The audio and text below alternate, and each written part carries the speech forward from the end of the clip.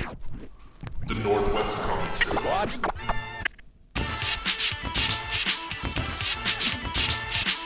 The Northwest Comic Show.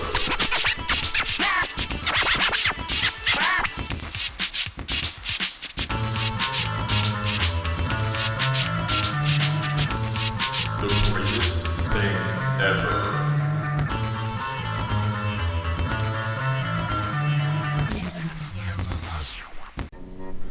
The Northwest Comic Show had a chance to visit Kumoricon in Portland, Oregon. So let's take a look at some of the footage that we were able to get at Kumoricon. Hey, it's Casey Okupi with the Northwest Comic Show. We're here with Eric Vale. How are you? I'm doing great, man. Good, good. So you're here at Kumoricon, right? Yeah, I guess so. Excellent. Okay. Now you're here because this is an anime convention and you do a lot of anime voiceover work. Yeah, just like tons of different, I have them listed. There's One Piece, Dragon Ball Z, Full Metal Alchemist, Ghost in a Shell, Mass Effect. I mean, the list goes on and on. Yeah, it does. Thank God. If not, I would be out of work, and I have kids who keep insisting to eat.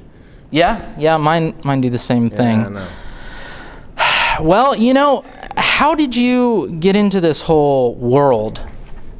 I'm an actor. I've been acting since I was like 10, and I just auditioned. Oh, yeah. Okay. So that's how it works. That's how you do it. You start young when you're 10. Well, I don't know. You don't have to start young, but you do need a certain degree of training, theatrical training. Just to jump into the voiceover world is not something that generally works out very well. There's exceptions to it, but I'd say like 99% of the actors who I work with in voiceover are all theatrically trained. Awesome. Okay. So can you tell me a little about theatrical training? Like what kind of training have you had? Well, starting, I guess when I was 12, because I grew up in Texas, so the first thing that my first theater teacher, Mrs. Prince, said is, no one will ever take you seriously as an actor if you sound like that. So we worked out getting rid of my Texas accent from growing up in a small Texas town. And from there forward, it was all about learning the aesthetics of theater, what it takes to project your voice to the back of a room, developing the muscles so that you can sustain voices like that for an entire production, learning how to sing, which I'm not that great at, learning how to dance, which I'm also not that great at. But these are all part of the cocktail that makes an actor able to perform in multiple ways, be it just voiceover or voice and, commercials, television, theater, film. The successful actors do all of it. Awesome. Okay. So when you're doing a voiceover project, are you like physically acting, like theatrically acting as well? Yeah. I mean, when you're doing voiceover, generally speaking, you have a little bit of room. Most booths are kind of small, but you have enough room to, I would say, move your arms out this far, okay? Yeah. That far.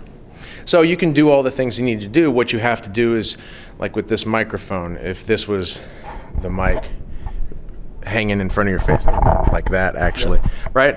But you have about, you want to hold that for me? Sure. You have about this much mobility with your mouth before it starts to not sound on mic, right?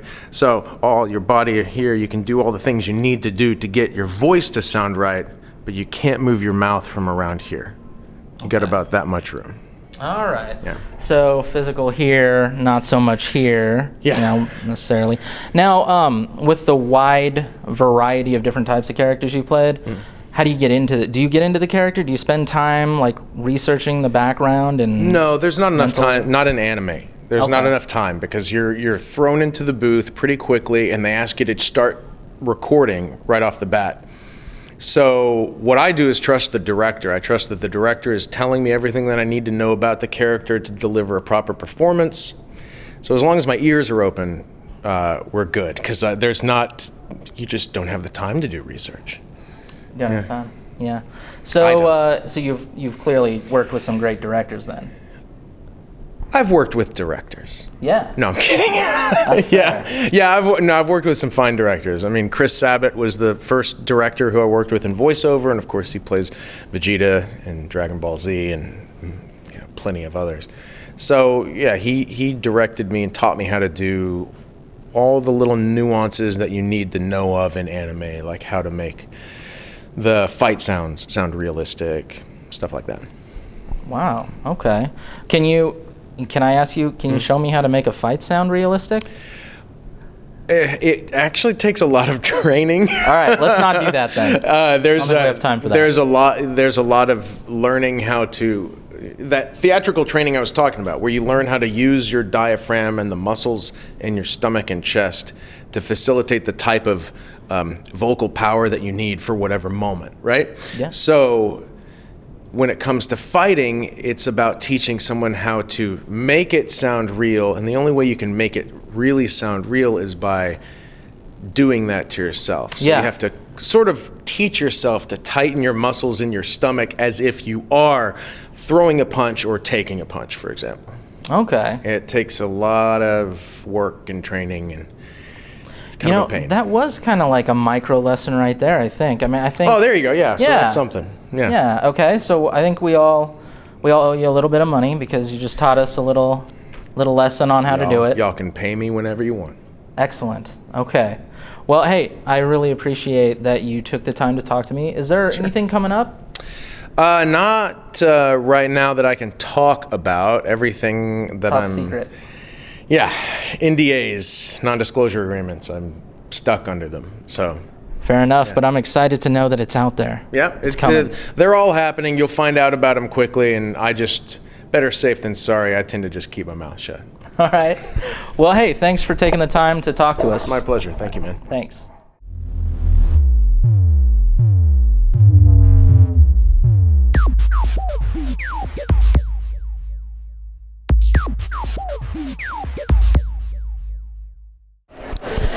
Hey, what's up? It's Casey with the Northwest Comic Show. Still here at Kumoricon, the beautiful Kumoricon, with lovely people and lovely cosplayers. And we're with two awesome people right now. What was your name? I'm Emily. Emily? Emily. Oh, Emily. Well, we're here with Emily, as well as, may I ask your name? Victor. Victor. Okay. I think I recognize that. This is a spectacular gown and flowers in your hair. It's beautiful. Thank you. I was killed with it. Wow. Okay, that's a lot to try to take in right now, just at the show here. Did that happen here at Kumoricon? No, don't worry. It was back in England by a very horrible man, and he was my betrothed. But this is my new betrothed, and he's very kind. I can see that. You have a kind demeanor and everything. Cool. So, how did you two meet? Well, what happened is he proposed to me, and it was very lovely. But he said something about it not being on purpose, but I think we're getting along very well. Well, you know what? I think you seem to be like a lovely person, and nice and sheepish here. Cool, great. All right. Well, that's really exciting. How are you enjoying this event? Oh, it's very lovely. It's very nice seeing all these different kinds of people. It reminds me of the Land of the Dead. Very bright and colorful and fun. Yeah, and people have like a lot in common here, I've noticed. Like, there's a lot of camaraderie, right? Wouldn't you agree? Oh, definitely. Much fun and kindness. It's very sweet. Yeah. So, yeah. You need to check this place out. Kumoricon, you get to see beautiful people and a lot of good, awesome vibes going on here, and great clothing, great gear. Yeah. So thank you very much for meeting with me. Thank you. Yeah. Thank you. And we're here with Steve Rogers, Captain America in the flesh. How are you doing? I'm doing fine. Great. Excellent. Now, you're here at Kumoricon, and you said that you would be willing to play a song for us. Is that right? Actually, yes, I would be willing to play a song. All right, let's do that. All right. Have you ever heard of Steven Universe? Absolutely, I have. See, the way I see it, his name is Steven. He has a star on his chest, and what's his signature weapon? a shield, right? Absolutely it is, yes. So really, Steven Universe is just a Captain America AU. So I wrote a little song here for everyone. Okay. If you're scared 'cause evil's on the rise, you can count on the 6 of us taking it down. 'Cause we're good, we won't let evil harm ya. We'll save New York, then go out for shawarma. We are the Avengers, we'll always save the day. And if you think we can't, we'll avenge it anyway.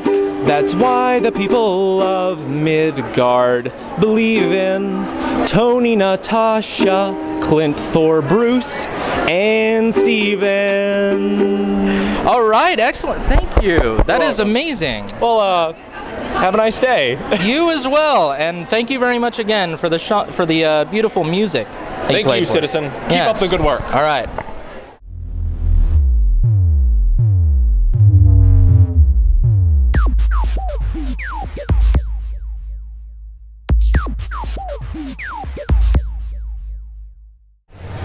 Hey, what's up? It's Casey with the Northwest Comic Show. We're here at Kumoricon with some spectacular cosplayers. What was your name, sir? I'm Peter. Peter? Yes. And you are? What was that? Eric. Oh. Eric. Eric. Yep. All right. Now, you made these both of these, armor. yes. Yeah. Yes. Okay. Now, how did you do that? This is actually a game file I 3D printed off. I gave him a body scan in a bodysuit, then I imported it into CAD, and then just made a suit using 3D printing. Wow, you did the body scan? No, I went to a place here in town in Portland, actually. Okay. Yeah, I think I know that place. Pay me. Yes. They'll offer to also just bare body scans too. So they're accurate in 0.5 millimeter. I can scan the whole thing in and just do all the fitting in software. On software. Yep. That's incredible. Yeah, it's amazing where our costume technology has gone. Wouldn't you agree? Oh, absolutely. We've gone from basic construction to making things like they would in space out of printing. Yeah, and I think we might eventually be printing like space armor, actual space. Wouldn't you agree? Actually, it's funny. NASA printed a wrench off last year in space, and they gave a CAD file to everyone to try themselves. You can build your own box wrench and print the whole thing. And actually, they created a wrench in space for just one fastener they didn't have up there. Yeah, that is brilliant. That is a good plan. That's a good plan. When you're stuck in space and you need a wrench, just print it, And we should all be doing that, I think, when we need a wrench. Wouldn't you agree? Well, yeah, and also, when they're done, they ground it up again and then redid the filament. It's ABS plastic. You can always remelt the whole thing if you want to. That's a good point. Yeah. Now, is there a place where we can see some of your additional creations? My Twitter is Megavolt Services LLC, but actually we're a part of a group called the 405th. Look online at the 405th TH on Twitter or on the internet, and that's where you can see more awesome Halo armor. Okay. Yeah, I think we all know about the 405th, so check that out. All right. Well, hey, thanks, guys. And how are you enjoying the show so far? I used to work for Kumoricon photographer years ago. I love this convention to death. And this is his first ever convention and first ever cosplay. So this is his second day out like this. Are you enjoying it? Oh yeah, I'm loving it. Cool. All right. Well, I think people are loving to see you guys. Thank you. All right. Well, hey, thanks.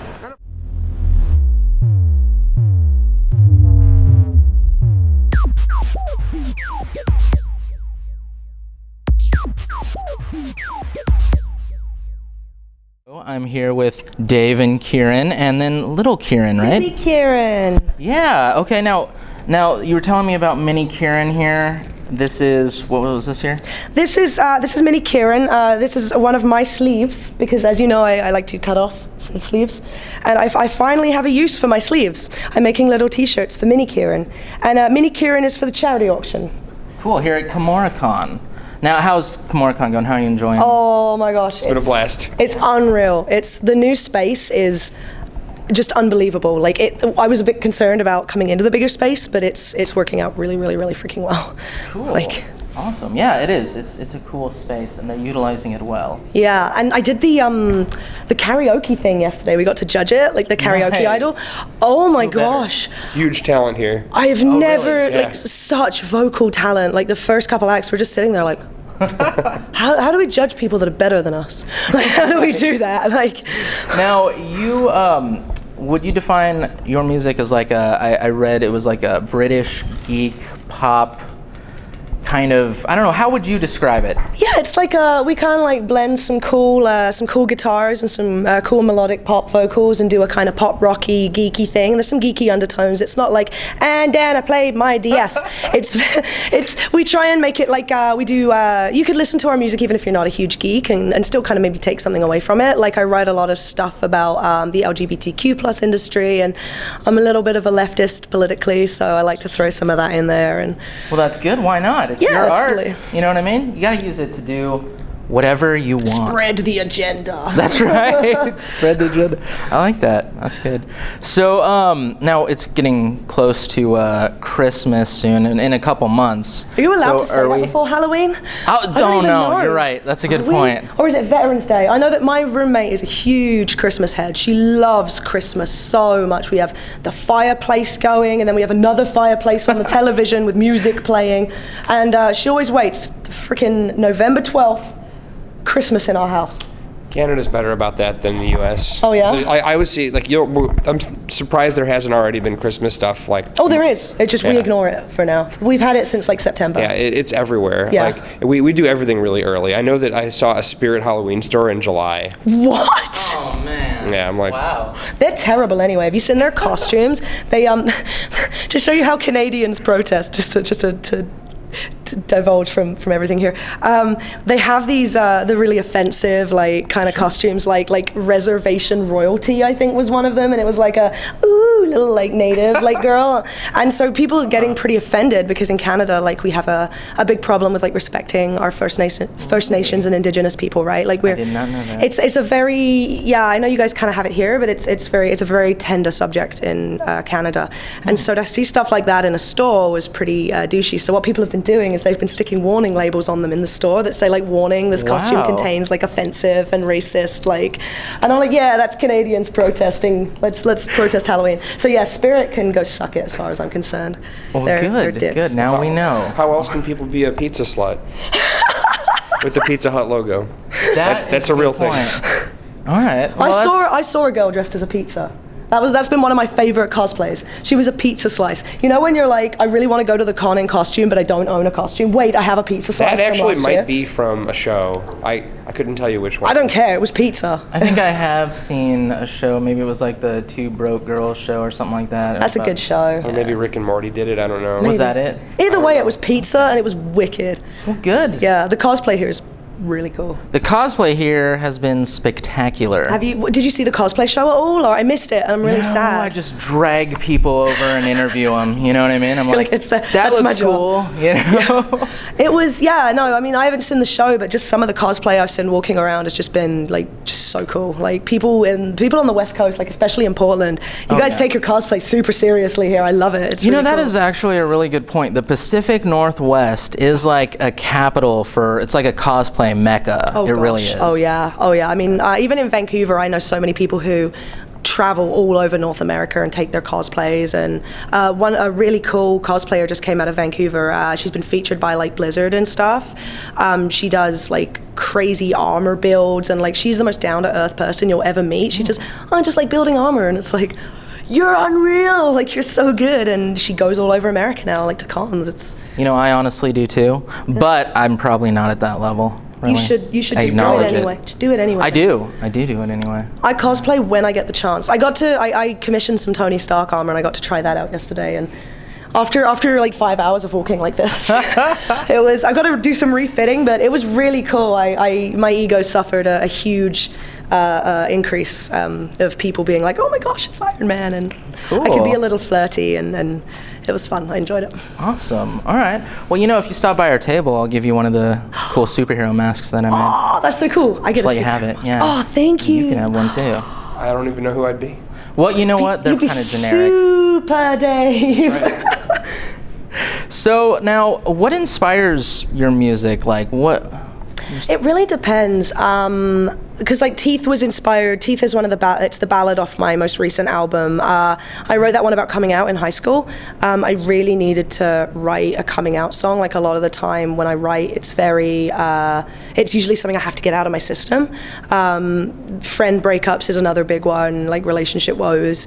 Our most recent single, Legacy, which we wrote together, I think I had a guitar chord, very bad, like. Give yourself a little credit. And it was all right. It was like a progression, and I gave it to him, and he owned it. And I was like, oh, I'm getting melodies in my head, and we wrote the song in about 90 minutes. But wow. it just came like so quick. And that one's about Captain America: Civil War. So friend breakups. So friend breakups, yeah, relationship woes for all you stony shippers out there, yeah, or stucky shippers. I mean, there was a lot of relationship woes in that episode. It was very good though. Okay. Now, currently, I know that you advocate for a lot of different causes and things along those lines, and there's a lot of that being brought up now. Yeah. You know, is there any specific thing that you're thinking stands out under scrutiny right now? I think one of the biggest things right now, apart from the election, which I'm quite vocal about, is probably the transgender thing. I mean, I didn't realize I was transgender until like about a couple years ago. I've always kind of known that there was something wrong. Not wrong, but like there was something felt wrong in my body, like something felt weird. But I just came out a year ago, and my biggest concern is that I'll be labeled as someone who's just sort of trying to take advantage of this like wave, like ride the wave. But that I think is the biggest thing probably that's under scrutiny right now. I mean, there's so much just so much aggression in the United States. I feel like a lot of people are more afraid of something than they need to be. I think a lot of it's to do with stereotypes, because transgender people are sort of lumped in with other sexually perverted people, if you know what I mean. So it's like you look at transgender people as the same way some people look at like pedophiles. Like it's very dark and very it makes absolutely no sense. Like there's nothing weird or freaky about us. We just don't have the right bits. That's a good point. I think I've seen some of that, and you're right. That doesn't make any sense. Well, there's all the bathroom bills as well right now. Exactly. And I feel that. Like, I mean, I go to the States and I'll do a check. You saw me do it on tour, and like I will move between bathrooms depending on what state I'm in, how safe the place looks, and whether or not I'm wearing a binder. So, but there's some states, like if I was in, I guess like Alabama, North Carolina with their bathroom police, I would probably use the women's toilet, even though going into the women's toilet, I get a lot of funny looks and a lot of double takes, because people out of the corner of their eyes see me as a bloke and are like, why is there a bloke in the women's washroom? But sounds like a pain to have to deal with, really. Yeah, and he's been, like, my band have been so supportive, and like they're so good with me, and they get it, like they get why I'm fighting, and they're such allies. Like Dave is your typical like heteronormative white male, but no, you're one of the best allies we could have, and like you're a great ally. Like you stand up so much and do so much. Like you're usually on my LGBTQ panel, which I like, because I like having an ally on the panel.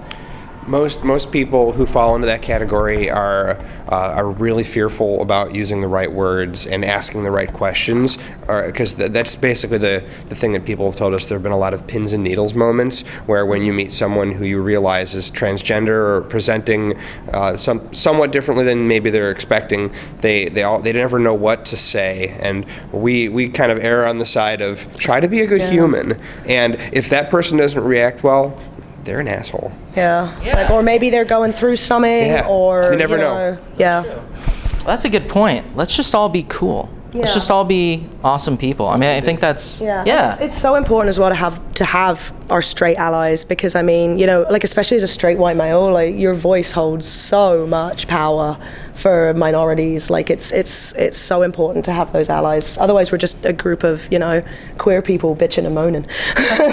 Like, but when somebody from the outside says, "No, wait, this is wrong. Like, you can't screw with these people," then we have a bigger voice, right? So we're an ally.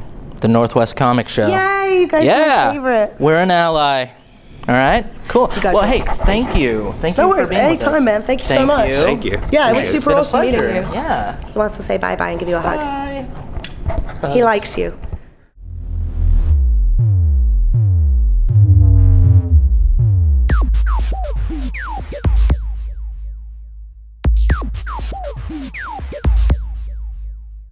We're here at Kumoricon, and I'm meeting with, what was your name? Well, Amber, but I go by Blackjack online. Blackjack online. All right, awesome. So you're here at Kumoricon. What have you been doing? Oh, just going around. I hosted a panel yesterday, Autistic Fans Get Together. I've been doing that for a few years now. This was the third year. And because I find that people on the autistic spectrum have a lot of trouble meeting people, and I actually made it with one guy in mind. He's very awkward and everything, and he's really improved quite a bit. I actually only know him at conventions, though, so...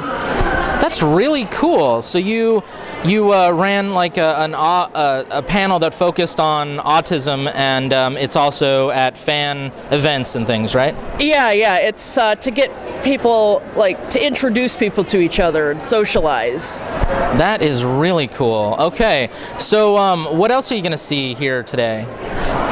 Well, I've kind of got to get some food in me. I went to 2 photo shoots today. I went to the Pokemon photo shoot. I'm Wick from Sun and Moon, or Wiki. It's W-I-C-K-E, so we're not quite sure. And I went to the Nintendo photo shoot. And I love taking pictures. One year I took almost 2,000 pictures. That's a lot. Yes, 2,000. it is. Yeah. So you went to some photo shoots, and it sounds like you're having fun. Oh, yeah, definitely. Tomorrow I'm going to be running the 20 years of Pokemon retrospective. Wow. That's a lot of years. I saw, when did it start? Like 1989 or something? No, that wasn't Pokemon. I want you to go back 20 years. Think about what year it is that's now. 2000, wait, no. That's, I don't know. I'm lost. Let me see. 1996. 96. Okay. I can't think of numbers when I'm doing these things. When it came out in the U.S., it was my senior year of high school. So I'm a lot older than most other fans. I'm 36. I hope that's not old. I really do. Oh, heavens no. There was this guy at the Pokemon Go meetup that's 65. Good. I like to hear that. For Pokemon. I mean, the people that make it are older than me, so. Now that's old. No, not really. All right, well, hey, it was a pleasure getting to interview you. Thank you very much. Yeah, no problem. It was a pleasure being interviewed. Yeah, well, enjoy the rest of the show, all right? And this is going on YouTube, you said? Yes. I'm BJG Videos. I post BJG Videos. You said parrots? Yeah, I have an African gray named Athena. I used to have an African gray. Oh, really? Beautiful birds. Oh, yeah. So smart and cuddly. Absolutely. And also little brats. Yeah, I think mine was actually like literally insane, but they are beautiful birds for sure. They really are.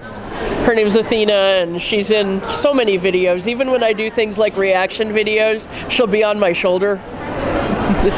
Did you hear that? I mean, don't you want to see Athena? You need to go to that site and check her out. BJG Videos on YouTube. All right, thank you. The Northwest